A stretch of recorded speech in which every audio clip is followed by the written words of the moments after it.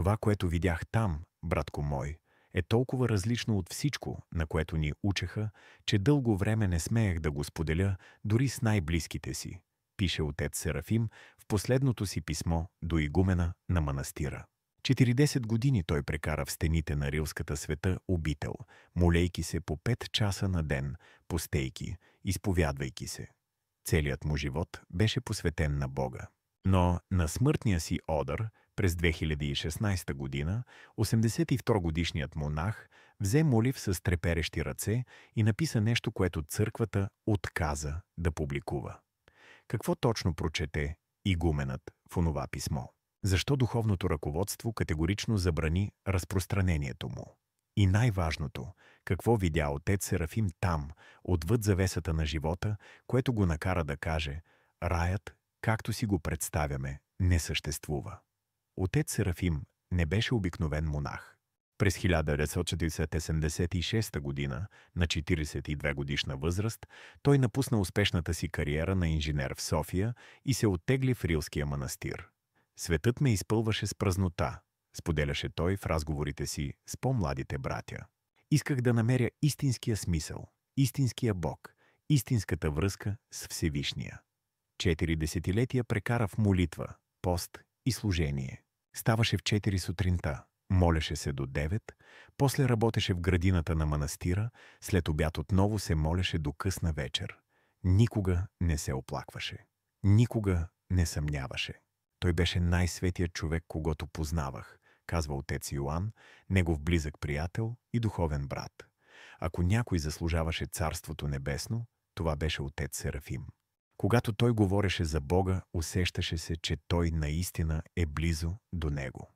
Братята в манастира го уважаваха, дори се побояваха от неговата духовна сила. Той изповядваше, той благославяше, той утешаваше скърбящите.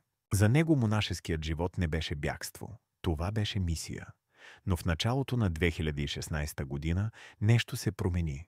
Отец Серафим започна да отслабва, загуби апетит, лицето му пожълтя. Докторите диагностицираха рак на черния дроб, последен стадий. Господ ме вика при себе си, каза той спокойно на братята. Той отказа да ходи в болница, отказа химиотерапия. Не искам да умра на студено легло сред машини. Искам да си отида тук, в светата обител, сред братята си, сред молитвите. Последните 6 месеца от живота си той прекара в килията си, все по-слаб, все по-тих. Но нещо странно започна да се случва. Отец Серафим започна да говори за неща, които смущаваха игумена. «Братко, раят не е такъв, каквото си мислим», казваше той. «Не е място за отдих, не е вечна почивка в блаженство. Това е друго». Игуменът се опитваше да го успокои. «Ти треперваш, отче Серафиме, болестта помрачава мислите ти». Но монахът поклащаше глава. «Не, аз виждам ясно. За първи път виждам ясно». 3 дни преди смъртта си той написа писмото.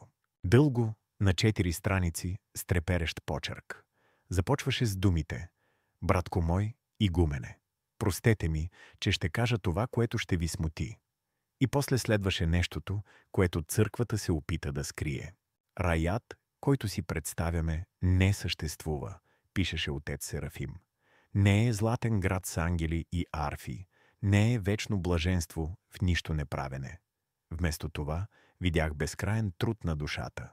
Видях, че ние не отдъхваме там. Ние продължаваме да учим, да се усъвършенстваме, да минаваме през изпитания». Думите му звучаха почти еретически. «Адът не е място на мъчения с огън и демони», продължаваше той.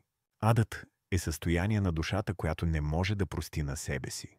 Душа, затворена в собствената си болка, в собствените си грехове, неспособна да излезе, да се простолюби, да приеме светлината. Бог не наказва, ние сами се наказваме, отказвайки се от Неговата любов. Как човек, прекарал 40 години в молитва, може да напише подобни неща? Какво точно видя той в часовете си на агония? Писмото продължаваше. «Видях, че животът след смъртта е като безкрайно училище. Всяка душа продължава своя път, но пътят е различен за всеки. Някои се учат бързо, други – бавно. Някои остават затънали в мрака на собствените си грешки векове наред.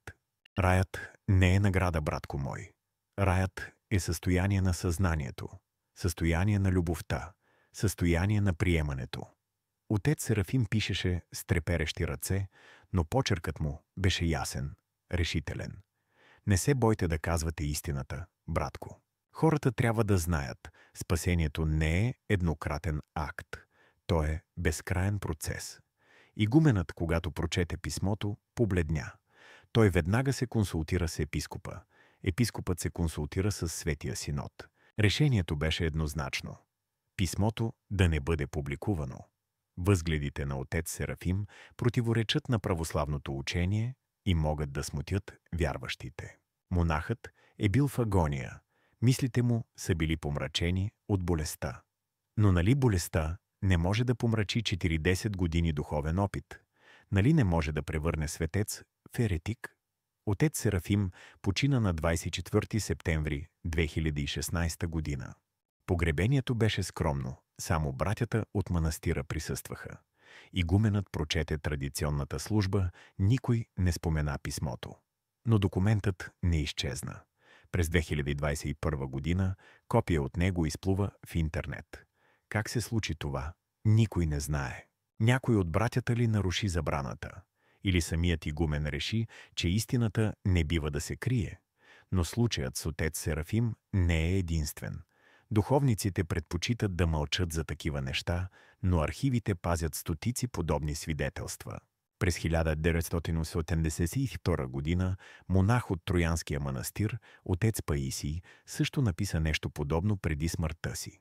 Видях, че всички религии водят към едно и също място, но с различни пътища, пишеше той. Писмото му също беше обявено за еретическо. През 1995 година старица от манастира Света Петка при Рупите разказа на духовничката си. Видях, че Бог не наказва. Ние се наказваме сами, отказвайки се от Неговата светлина. Духовничката й забрани да споделя това. Защо църквата така се страхува от подобни свидетелства? Защо възгледите на хора, прекарали целия си живот в служба на Бога, се обявяват за помрачени? Може би защото те разкриват картина, която не се вписва в традиционното учение. Картина, в която спасението не е еднократен акт, а безкраен процес. Картина, в която Бог не наказва, а души сами избират да останат в мрака. След публикуването на писмото в интернет, хиляди хора започнаха да го коментират. Едни казваха: това е богохулство. Как може монах да отрича рая? Други пък възразяваха: а не е ли по-логично? Защо Бог да ни създаде, за да ни даде вечна почивка? Не е ли по-вероятно да продължим да растем, да се учим, да се усъвършенстваме? Някои дори намираха подкрепа за тези идеи в древните християнски текстове. В Евангелието на Тома се говори за подобни неща, пишеше един потребител. Исус казва: Царството небесно е вътре във вас. То не е място, то е състояние. Но църквата продължава да отрича. Отец Серафим е бил в агония, мислите му не са били ясни, обявява официалният говорител на Светия Синод. Неговите възгледи не отразяват православното учение и не бива да се разпространяват сред вярващите. Но нали отец Серафим е бил ясен до последния си дъх? Нали той е писал решително, уверено, без съмнение? И най-важното, нали той не е единственият, който е видял подобни неща? Има и още един интересен детайл. В последните си часове отец Серафим не изглеждаше изплашен. Напротив, братята, които седяха до него, разказват, че лицето му беше спокойно, дори усмихнато. «Не се страхувам», прошепнал им той. «Виждам светлината, виждам пътя. Той е дълъг, но е прекрасен». Какво точно виждаше той в онези мигове? Бяха ли това халюцинации на умиращ мозък? Или може би наистина душата му вече започваше своето пътуване? А може би истината е някъде по средата? Може би раят наистина не е златен град с порти и ангели? Може би той е състояние на съзнанието, процес на непрекъснато усъвършенстване, безкраен път към светлината? Може би адът не е огън и сяра, а просто неспособността на душата да прости на себе си и да приеме любовта. Може би Бог наистина не наказва. Може би ние сами избираме мрака, затваряйки се в болката и гнева си? Отец Серафим вече не е тук, за да отговори на тези въпроси, но писмото му остава. То продължава да смущава, да предизвиква дебати, да кара хората да се замислят. Може би точно това е искал той, не да разруши вярата, а да я задълбочи. Не да отрече Бога, а да покаже, че Божията любов е много по-голяма, много по-милостива, много по-справедлива, отколкото сме си я представяли. И сега въпросът към вас, скъпи зрители. Готови ли сте да приемете, че раят може да не е такъв, каквото ви са разказвали? Готови ли сте да повярвате, че спасението не е еднократен акт, а безкраен път на усъвършенстване? Или предпочитате да се придържате към традиционната картина, към златните порти и вечната почивка? Пишете в коментарите какво мислите за писмото на отец Серафим. Споделете вашите преживявания, ако някой от близките ви е имал подобни видения преди смъртта си. Ставайте лайкове, ако искате да научите повече забранени истории от манастирите и църквите по света. Абонирайте се, за да не пропуснете нови разкрития. Защото истината, както каза отец Серафим, не бива да се крие. Тя трябва да излезе на светло, колкото и смущаваща да е.